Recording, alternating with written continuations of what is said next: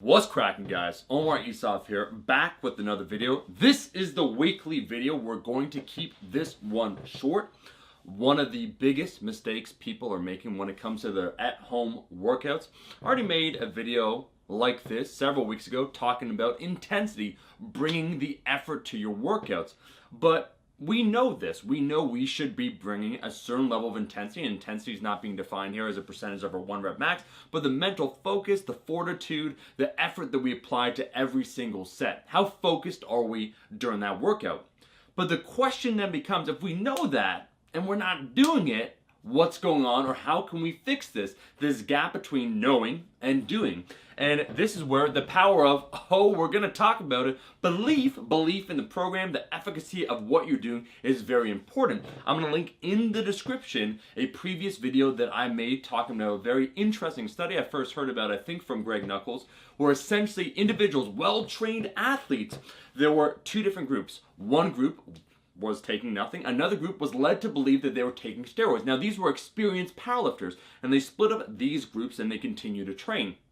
Now, those that thought they were taking something actually got stronger than the other group that was taking nothing and knew they were taking nothing. And that's very interesting, the implications that it has. Let me give you two different scenarios right now. How do you approach a workout? Do you think to yourself, you know what? This isn't optimal right now, but we can get it done. I'm excited. Yeah, buddy. Ain't nothing but a peanut. Yeah, buddy! I'm excited to do these workouts. I want to get better over time. What can I focus on? Density, so doing more and less time. Total volume, so increasing that over time. Let's get after it. I'm hopped up on Mountain Dew. Or scenario two, yeah, well, you know, it's not ideal. I'd rather be benching or squatting or deadlift. I don't even know if this can do anything. I don't even know why I'm here. Really, I mean, I guess I'll do this workout. I'll do the 3 sets or 5 sets, but I don't know if it's gonna work. What do you think between those two scenarios? Which person is going to give more effort? And so there needs to be a certain level of belief. I think that is oftentimes why, in particular, a good coaching dynamic can work. One of the factors, because you apply yourself more. If you think to yourself, what I'm doing right now will help me get towards my goals, you will apply more effort, and that leads to that focus and intentionality that we talk about, where you come into the workout and you think to yourself, you know what, let's get, once again, jacked up on Mountain Dew, let's get excited, maybe snort some lines of creatine, do what we need to do in order to get in the mood. When we're actually doing the exercises, we're trying to do a curl, we're thinking about the muscles, the muscular contractions. There is that intention behind every set.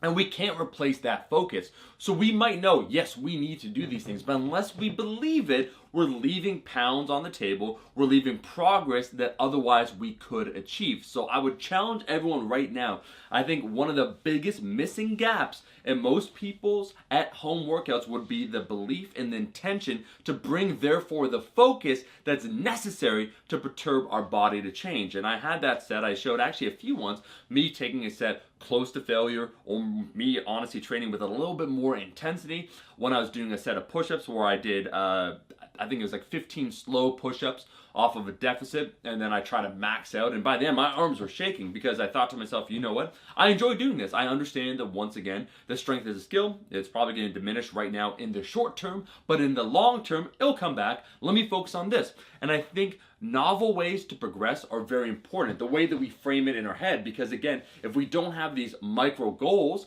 I think we have nowhere to aim towards. And I don't just think it's the numerical value that we're changing that's making the difference. I think, once again, it's the mindset. If we know that every single week we have to get better in some sort of capacity, we're going to bring the heat, right? We're going to bring, once again, that focus and that effort. If, on the other hand, we're just like, it's body weight, it's like 3 sets of 20 or 3 sets of 30, it doesn't really matter because none of this matters because I'd rather just be squatting, that's not the right focus. That's not the right heat we're bringing in this period of time. And I do think it's entirely possible for most individuals that if right now your goal is not strength, which honestly it shouldn't be if you don't have access to those implements and that specificity, to get better, to maybe maintain at least your muscle, improve your body composition, maybe even build some muscle, some issues that you wanted to work through over time, you probably have more time to focus on those things, maybe some patterning things, just when it comes to like the push-ups or whatever you do, the pull-ups, things you wanted to get better at but you never had the time, this is your opportunity. So I would say that we know we need to be bringing the thunder, the heat,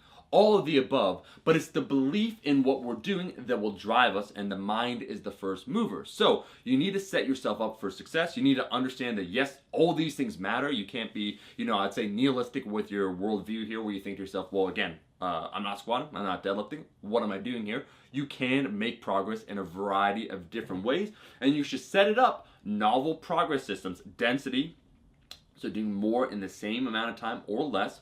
Volume, so attempting to do a little bit more over time. I'll give you an example right here. For me, the pull-ups, I have a session where I do a high volume push-up and pull-up workout, and so I started at 100 pull-ups. Now I'm at 150 in a workout, and then I would do 280 push-ups in the same workout. I'm slowly increasing that over time. And those are ways. And then lastly, of course, intensity. If you have access to implements where then you can lift a little bit more weight, that's also very cool. I understand that's not most people. So right now, density and volume are probably the two key drivers. But again, bring the focus and you'll be surprised at how much muscle you maintain. I will be providing that physique update, physique with the Fizzy is how we spell it, in about 2 more weeks, because that'd be the 8-week mark, and you will see what is up. Hopefully some of this will motivate you, knowing that yes, you can make that progress if only you put in the effort, and if only we have the heart. That is, after all, the Hero of Time link, the story in and of itself of courage, of what you need to do. Learn something. I gotta get out of here. Thank you so much for watching the video. If you enjoyed the video, make sure to like the damn video, and I'll see all you guys, my rascals, in that next one. Peace. Eat your vegetables, eat your vegetables, eat your fucking vegetables.